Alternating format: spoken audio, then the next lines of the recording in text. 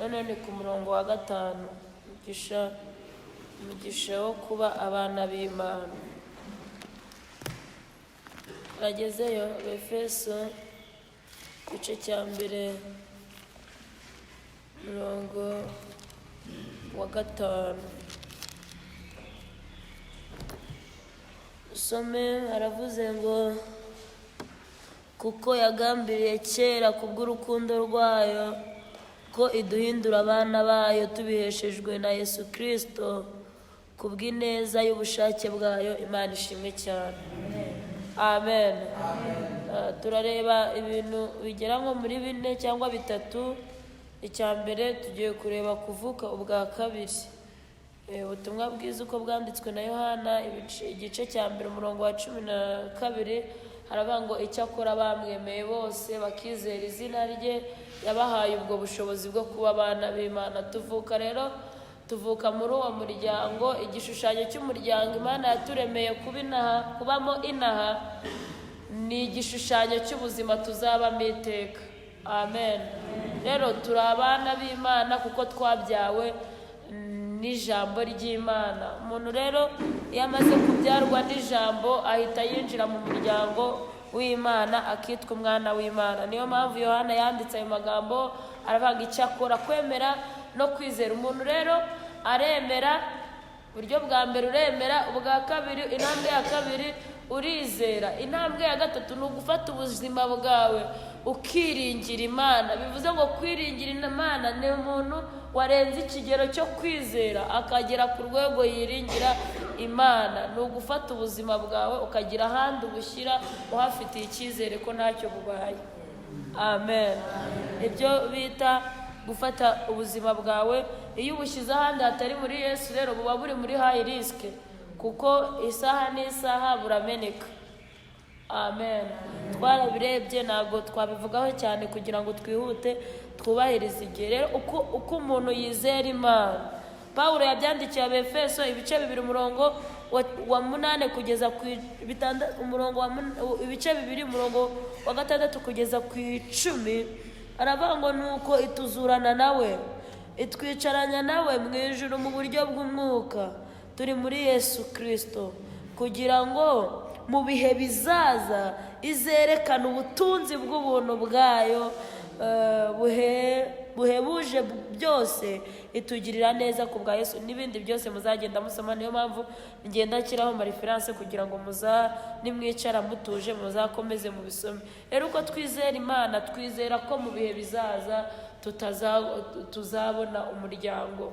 Aburahamu yarantangaje. Iyo usomye igitabo cy'Abaheburayo, Bibiliya iravuga ngo Aburahamu yahishuriwe uwo mudugudu ngo arabanga inasinzubaka, ngo bituma afata umwanzuro wo kuzaba mu mahema. Kubera iki? Amaze kumenya ko hari ahandi hantu avuka bitatuma ahangayikira inaha cyane. Imana idufashe. Nuko rero tuyizere. Icya kabiri twarebye kwizera nyine kugira ngo tuvuke. Icya kabiri ni gute tuyizera. Icya gatatu uko yabikoze. Bibiliya iravuga ngo systeme yo mu ijuru babonye ko uburyo yabikora bigakunda cyangwa ikakubona uba amaronko yayo, nuko ifata umwanzuro wo kwambara akamero k'umugaragu w'imbata. Ijuru ryafashe umwanzuro. Bibiliya ari umuririmbyi wanangaje yaravuze ngo Yesu yavukiye i Betelehemu bamuryamisha mu muvu. Uko niko yaje ashaka, niko yaje agushaka. Uriya mugambi mbese bakoze action plan ya business kugira ngo wowe bazakunguke uzaba inyungu y'Imana. Babona buriya buryo nibwo bwakubona ngo uzaba umwana w'Imana. Dushimiye Yesu wambaye akamero k'umugaragu w'imbata kugira ngo atwunguke. Yesu yarahunze kubera wowe. Yesu yavukiye mu muvure kubera wowe. Ibyo ni agaciro k'itorero. Amen. Rero ngo byagiraga ngo uvuke. Haleluya! Kandi ntabwo tuvuka nk'uko n'abandi bavuka. Berutse gufashwa n'imbaraga z'umusaraba. Sanga twavukiye ahantu hakomeye hitwa mu rubavu. Biravuga ngo amazi n'amaraso byo mu rubavu rw'Imana nibyo byatumye tuba abana b'Imana. Nabyutse nsiga wa mugabo twashakanye nza kureba abana tuvuka.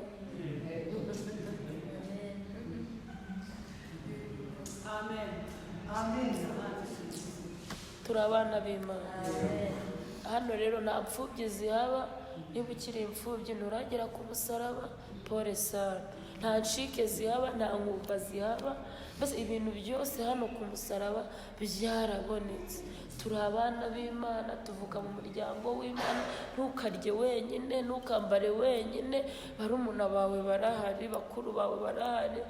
Niba ukibikora ufite ikibazo cy'uko utaragera ku musaraba, ariko abagezeyo ibyo bintu turabizi, ntitwambara twenyine. Amen.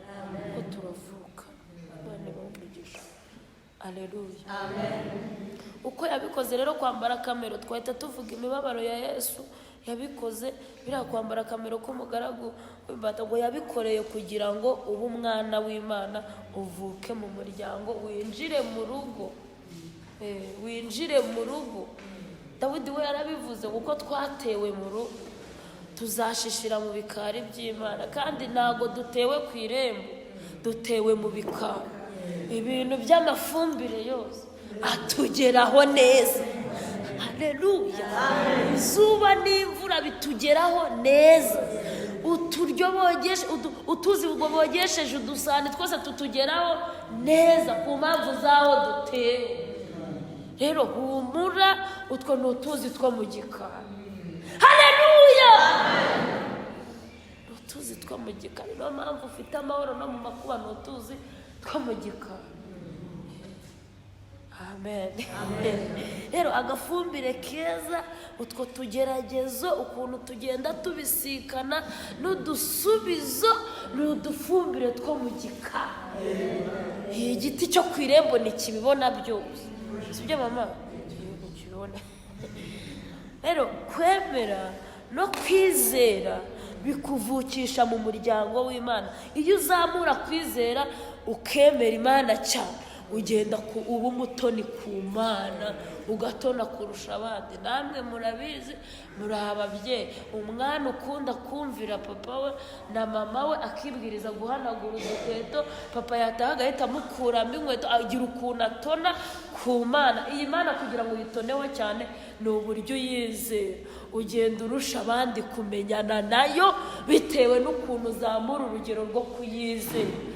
Komeza rero uyizere, bizakugira umutoni, bigenda bituma hari ibintu bikoreka abandi bagikanira. Amen. Haleluya. Umuryango tubamo inaha, ibintu byose mubona mu isi y'ubuzima tubamo bifite igishushanyo cyo mu buzima bw'iteka. Impamvu Imana yaremye umuryango, gafata ibyishimo by'umugabo n'umugore ikabishyira kwa kundi, biriya ni ibintu bishushanya ukuntu tuzishima.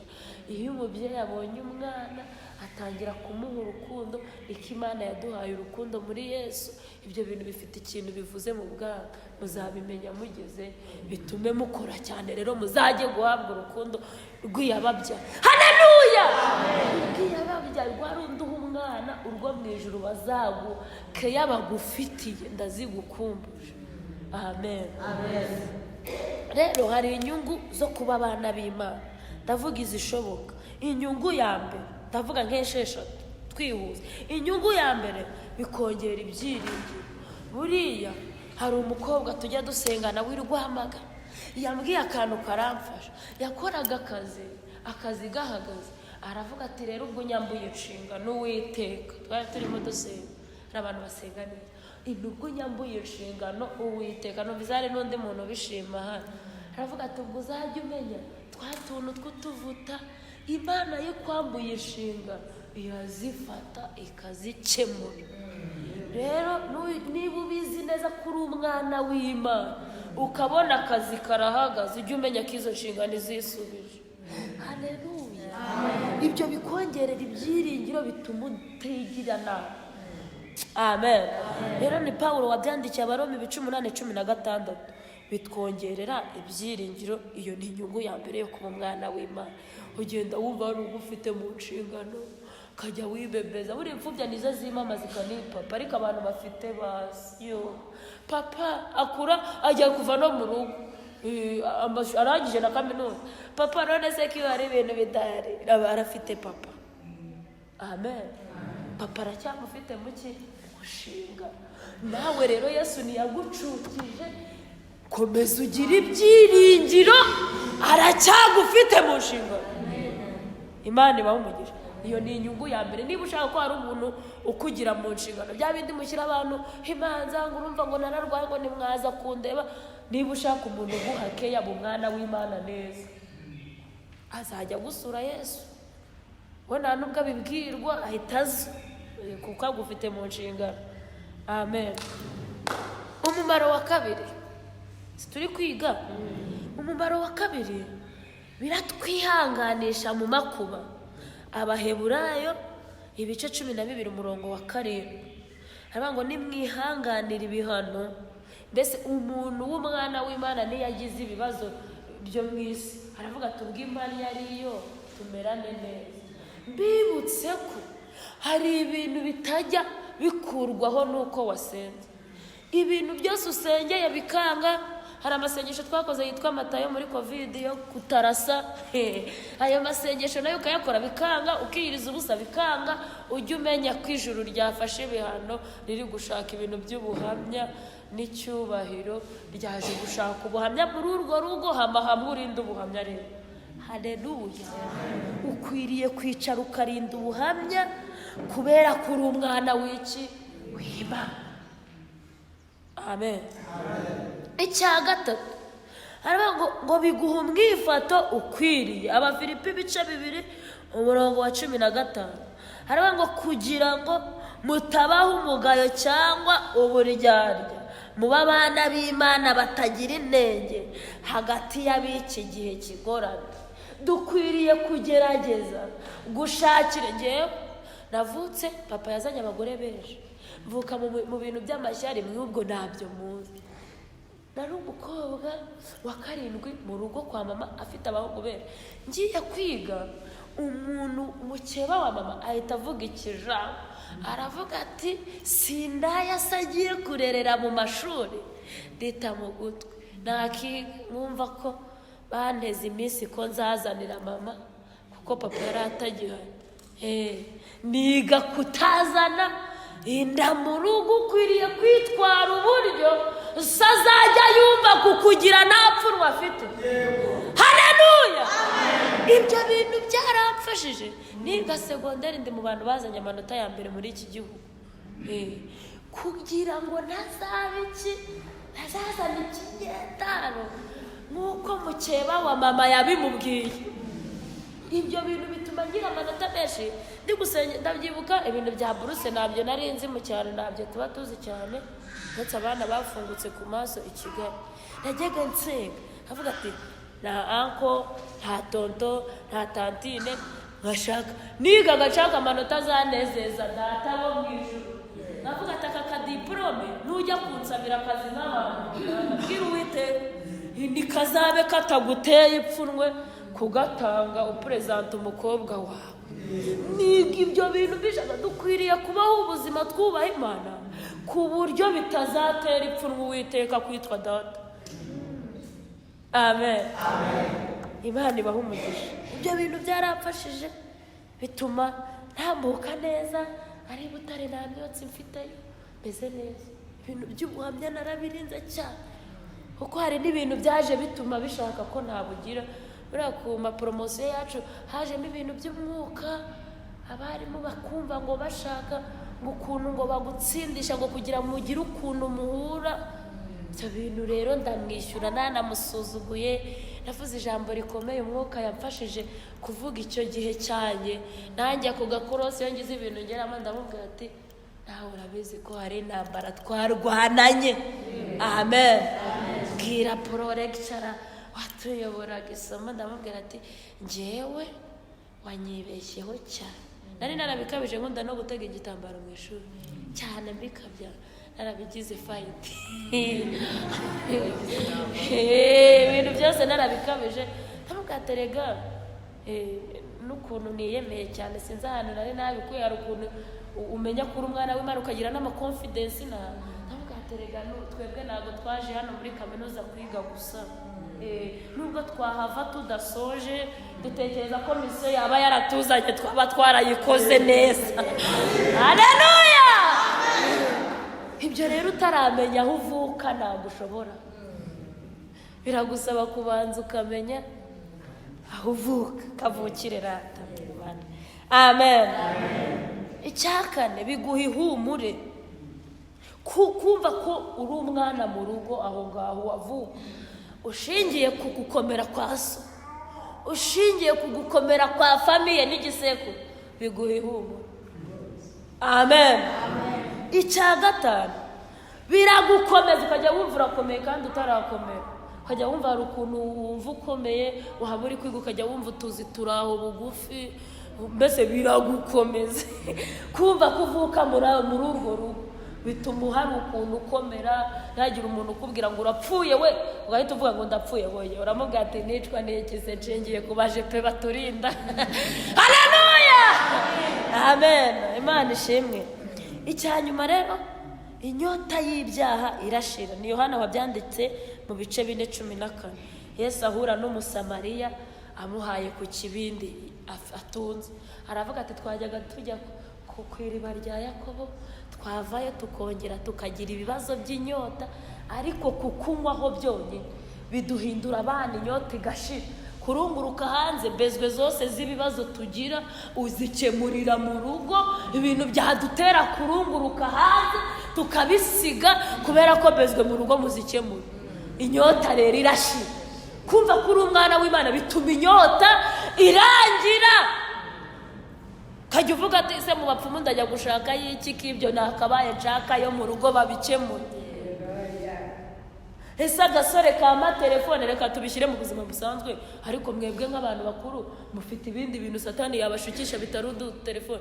Ese agasore kama telefone ndagashaka y'iki ko data atunze nyinshi, mbese ukajya wumva mu rugo bizahakemukira. Mbese ntihagire umuntu ugutera ubwoba ngo agukanyishe ubuzima, hano mu rugo bizagira ute, bizahakemukira. N'akazi nigahagarara uri umubyeyi cyangwa uri umupapa kandi wumva ibyo bintu bikureba, ujye uramenya ko nawe ufite sarega. Uri papa aho ngaho ariko nawe ufite se ukubyara aracyariho kandi aracyagufite mu nshingano. Amen. Rero bituma udahangayika cyane, Imana ibahe umugisha. Haleluya. Rero umugisha wa kane ni umugisha ubwenge no kumenya. Yesu yaduhindukiriye ubwenge no kumenya. Biri ku murongo wa 8. Ubwo yadushagirijeho ukatubera ubwenge bwose no kumenya. Iyo Bibiliya ivuze ubwenge ivuga iki? Amen. Yobu 22:28 yaravuze ngo maze abwira umuntu uti dore kubaha umwami Yesu nibwo bwenge kandi kuva mu byaha ubujijutse. Dawidi yavuze ijambo rikomeye muri Zaburi ye 119 umurongo w'130. Aravuga ngo guhishurirwa amagambo yawe bizana umucyo. Amen. Kandi bihabaswa ubwenge. Mbese niba ushaka kugira ubwenge ugenda uhishurirwa kubaha Imana. Amen. Nibwo bwenge bwonyine. Iyo uhishuriwe amagambo yawe, mfite utugero navuga mu minota mikeya tw'abantu bagiye bagaragaza ko bahishuriwe amagambo y'Uwiteka. Mvuze gato ku mushunemukazi. Umushunemukazi yakiriye umwana ari Elisa umuhaye. Bukeye umwana arapfa kugira ngo abibwire umugabo amuteze stress. Umwana amaze gupfa aravuga ati aho twabikuye turahaze niho tubisubiza. Amen. Ibyo ni ibintu bigaragaza ko wahishuriwe amagambo y'Uwiteka. Kandi umushunemukazi akora ibintu bikomeye. Icyambere ajya kureba Elisa yahuye na Gihazi afite inkoni. Aravuga ati ibi bintu ntago nabibwira Gihazi. Ubundi hari ibintu batabwira Gihazi, hari ibintu batabwira anko, hari ibintu batabwira dadi, hari ibintu batabwira umutware, bakabisubiranaho byavuye mu cyumba. Amen. Kabiri yahuye na Gihazi yabyanze. Kabiri rero ahuye na nyir'ubwite mu gutanga umwana Elisa ari wo Uwiteka. Amen. Bahuye aramubwira ati mugore ni amahoro. Twebwe ni amahoro. Kuri kugenda ngo kayafite iti ni amahoro. Ni uko umushunemu n'ibyo bigaragaza ko wahishuriwe amagambo y'Uwiteka. Aramubaza, none se wowe ni amahoro n'amahoro wose? Ati nako ni amahoro. None se ni amahoro? Iti ni amahoro. Amushyira ku ndogo, bari amahoro. Baragenda bageze muri salo bararya, ari amahoro. Umwana yagize ute? Umushunemu ikigaragaza ko azi ubwenge rero. Ikibazo agisubiza aho byavugiwe. Amen. Aravuga ati ni amahoro, ni amahoro. Bageze aho Imana yabivugiye. Amen. Icyo bita abantu benshi rero kubera kudahishurirwa amagambo y'Uwiteka ngo bibaho ubwenge, mbese ubwenge bwarabuze kandi duse tubivugira mu nzira. Noba warabibwiriye Elisa mu nzira? Ni Elisa amaze guhura na Elisa nawe yanze kubimubwira. Barakomezanya ari amahoro. Bageze mu rugo aranamugaburira. Yabivuze ari uko basubiye mu cyumba cyo hejuru. Aramubwira ati dore wa mwana da ntiyapfuye. Amen. Hari igihe rero tubibwira uwo kubibwira nyawe, ariko mu nzira ibyatsi bigatora bikatuvuga, tukivuga kandi twari twe twabivugiye mu nzira. Biragusaba kubivugirayo kugira ngo hatazagira n'ibiti bikumviriza, ujye ujyayo ubivugireyo. Ibyo nibyo bigaragaza ko wahishuriwe amagambo y'Uwiteka ukagira ubwenge. Undi mugabo wanangaje ibyakozwe n'intumwa 28:1-6 ni umugabo bita Pawulo. Pawulo yazanye inkwi, nimubyibuka, ashyira hano aracana, igikururuka kiva mu muriro. Muzi ko igikururuka n'ahandi cyavuretse hano Rehoboti mu muriro wacanye wagizemo n'iki n'uruhara n'ahandi kiva. Ariko twebwe iyo kituririye mu muriro hano dusengera twiruka tujya hanze. Ariko umva Pawulo wahishuriwe amagambo y'Uwiteka akagira ubwenge, yagumye ku muriro. Aho bamuvugiye niho agumye, aho kimurumiye niho agumye, kuko imbaraga ziva mu muriro nizo zizamukiza ubumara bw'inzoka. Nugenda uzapfa, uzakwica, ariko nuguma ku muriro uzakira. Amen. Niba uterewa muri korali biragusaba kugira ute? Kuhaguma. Niba uterewa mu badiyakoni uhagume, kuko impamvu bigutera yaho biragushaka ngo ugende, ukigenda bugukindure upfa ukindutse. Ariko umva abahanga bahishuriwe amagambo y'Uwiteka baguma ku muriro. Aho intambara ziziye bakomeza kuziharwanira batuje cyane. Niko umuririmbyi yavuze, yabajije umurinzi ngo ijoro rigeze, ageze ku murwanyi aramubaza ngo none se murwanyi we, wowe urugamba rumeze rute? Aramubwira ati rurakabije, urugamba rurakaze. Amen. Ariko gahunda ni ukuguma. Abantu bari kugenda basohoka bahunga intambara zizabarangiza, ariko abafite gahunda yo kuzitsinda cyane baguma mu ntambara. Amen. Sukuruhunga urugo ruri kwanga, sukuruhunga ugumamo ukiga ukuntu bazaba mu rugo. Uguma mu itorero ukiga ukuntu uzaba mu itorero utateza mbutiyari, gakunga umuriro igikororoka mu muriro. Haleluya. Ibyo bigaragaza ko wahishuriwe ukaba umunyabwenge. Ubwenge ni uko buboneka. Buri ubwenge ni tangible, ibufatika, ariko bugaragazwa n'ibyo ukoze. Buri hari akantu gashobora kuza kagahuha hano tugahita tumenya abaswa, tugahita tumenya n'abanyabwenge bitewe n'imyitwarire tugize muri ibyo bintu. Ni uko ubwenge rero bugaragazwa n'imirimo yabo. Amen. Ubwo rero turasoje, ibindi tubivuge umwuka azabibasobanurira. Kumenya rero ni kuva ibice 31:3 kugeza ku 4. Hariho umwuka wo kumenya. Hano turavuze ngo ni umugisha w'ubwenge no kumenya, uri ku murongo wa 5. Ubwenge no kumenya ni Yesu waduhindukiriye ubwenge no kumenya. Bibiliya ivuze iki hano mu kuva 31:3 no wa 4? Ni ibintu ngo byabaye ku mugabo bita Besareli.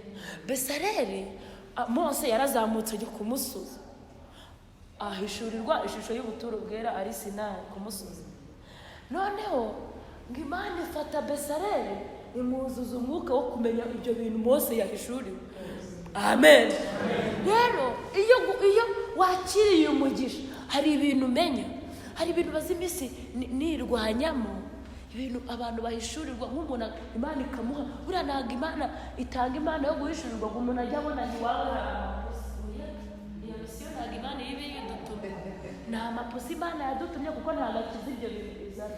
Nta nubwo Imana yadutumye kureba abarozi muturanye ngo mbonye ngo ahantu utuye ngo hari abarozi. Oya, maze iminsi ntekereza Imana iramutse yibeshye ikama nk'umwuka wo guhishurirwa ikabimaho gato, nahita nyibwira ati none ko dufite ikibazo ku isi cy'imirire mibi y'abana, wamishurira nk'utuboga navanga nkakiza icyo kibazo. Haleluya! Imana iri guhere buriya n'uwishurirwa ugahishurirwa ukabi nawe wishurirwa, ntuzigere wishurirwa ikintu cyafashe isi kubona ubuzima. Buriya ntabwo wishurirwa ngewe nzibeshye mbese ni uko mvugisha muri bwa buryo nababwiye ejo. Ariko iramutse imbaye nk'ibintu byo kuryaba gutya nkahita ibintu mbona, ni ukuyibaza ati none umuti ni uwuhe? Ni akahe kabiswi? Kuko umuntu wakoze korogati yarahishuriwe nta bindi bintu bikakaze ngo yatangaga icya 10 neza. Nago nabisomye nabyumvanye umuntu ngiye kuvuga inkuru nasomye niyo numvanye umuntu ndabitandukanya kugira nazabeshya abantu, ariko numvishe binzanira agakiza reka mbibabwira. Amen. Ni umuntu ngo watangaga icya 10 neza, hagitanze neza, ijuru riramubwira ati bazajya bamvuga bagukurikiye. Ibigisha umuntu abanguta umuntu akora korogati, ubu tubanza Imana tukamukurikiza. Bose umuntu wese atanga umusanzu we muri korogati, wabishaka utabishaka. Amen. Rero kumenya ni ibintu biva mu migisha Imana yaduhereye ino, ukwiriye kuba umenya. Ngewe Imana yarutse kumbwira akantu karanshimisha, numva mbaye excited cyane. Ukuntu Imana nari nicaranye n'umugabo nawe ahari, numva nabyo hari ukuntu binyongereye amavuta, numva hari ukuntu bizamuye ku mavuta. Imana irambwira ngo impaye ngo kumenya ijambo ryayo, ngo nzajya ngenda menya. Ubu dushobora kwicarana tugasomana ijambo ariko ngewe nkamenya, kuko ibyo bintu ni Imana yabizanye, ni umugisha wo kumenya. Kandi numbaze ngo ubikuye mbamenye nyine. Amen. Rero ibindi nyine muzabikomeze mu bisome kugeza muri 13 hariyo indi migisha uko ari 3 tutavuze. Imana ibaha umugisha. Amen.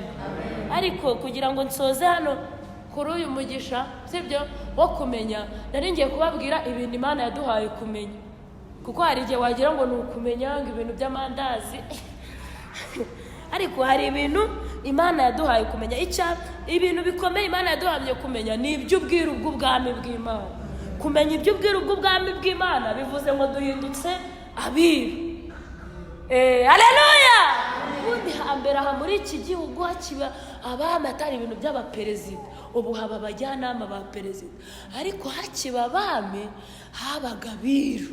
Abiru rero ni abantu bonyine bagira akisi bwami, bamenya amabanga yaho. Haleluya!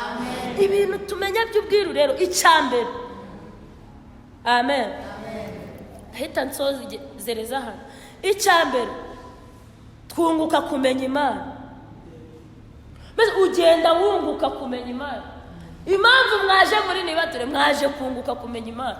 Niko umuririmbyi yavuze, ngo twoherereze umugisha mukiza. Umugisha dufite n'ahantu kumenya Imana.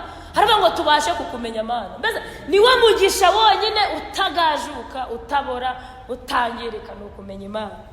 Amen. Biri muri Yohana 17:3. Icya kabiri tumenye imbaraga z'umusaraba. Amen. Abakorino ba mbere igice cya mbere 18. Icya gatatu tumenya imbaraga ziri inyuma y'umuzuko, zihishe mu muzuko, kuzuka kwa Yesu kumaze ikina. Amen. Petero wa mbere igice cya mbere 3. Amen. Icya kane tumenya imikorere y'ubwami tujyamo.